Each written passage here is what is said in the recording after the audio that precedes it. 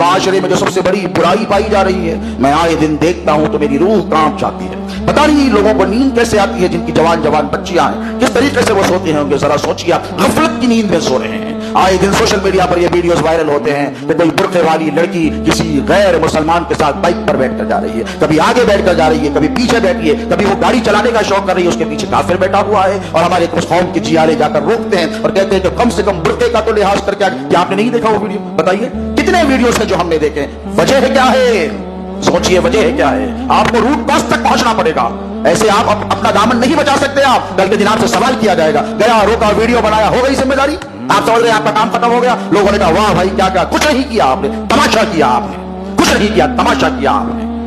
اگر آپ میں ذری سے غیرت زندہ ہوتی نا، اس کے گھر تک جا کے اس کے ماں باپ سے پوچھتے۔ کیوں؟ اس لیے کہ نوجوانوں نے ڈوری کا مطالبہ کیا، جہیز کا مطالبہ کیا، نوجوانوں نے پیسے کا مطالبہ کیا، نوجوانوں نے دینداری کو پریورٹی نہیں دی، دولت کو پریورٹی دی، نوجوانوں نے دیانتداری کو یعنی ایمانداری کو پریورٹی نہیں دی، حسن و جمال کو۔ کتنے خوبصورت عورتیں ملیں گی آپ کو، اس کے بعد تو نارمل سی آ جائے گی نا، ہر ایک کو خوبصورت چاہیے، ہر ایک کو دوشیزہ حسین کہاں سے ملے گی؟ کمپرومائز نہیں تھا، اسی وجہ سے یہ خمیازہ بھگتنا پڑ رہا ہے۔ اور ایک وجہ یہ کہ ہم نے ابھی تک آپریشن پولو کو فراموش نہیں کیا ہے۔ تم سطر تو ملاتے رہو، لیکن ہم نے ہمارے ماضی کو فراموش نہیں کیا۔ ہماری عورتوں کو، ہماری بچیوں کو، آنے والی نسلوں کو سنائیے سقوط حیدرآباد کا جو عظیم سانحہ پیش آیا تھا، کیا بارے کا تھا پتا ہے؟ کیسی عصمت تھی عورتوں کی، کیسی عفت تھی، اور آبرو کا ان کو کتنا خیال تھا۔ میرے جو بزرگ ہیں وہ جانتے ہیں، جنہوں نے تاریخ پڑھی ہے، ان کو معلوم ہے کہ جب مسلمانوں کی عورتوں کی جانوں پر حملہ کیا گیا، برداشت کیا، گلا کاٹنا ہے کاٹ لو، ہم تیار ہیں، لیکن جب ان کی عصمت کے تار تار لوچنے کی کوشش کی گئی،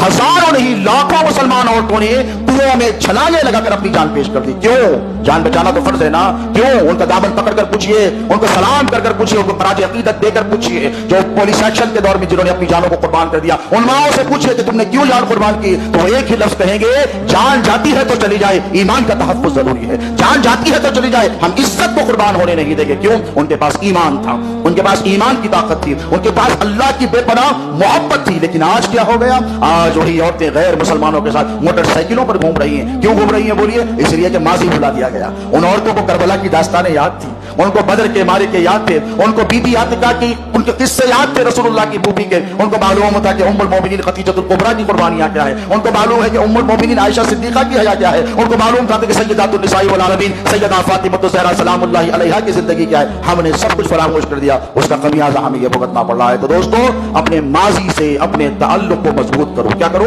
بولو، اپنے ماضی سے۔ خدا کی عزت کی قسم، جب آپ اپنے ماضی کی طرف دیکھیں گے، اپنے پاس کی طرف دیکھیں گے، تو آپ کا سر فخر سے اونچا ہو جائے گا۔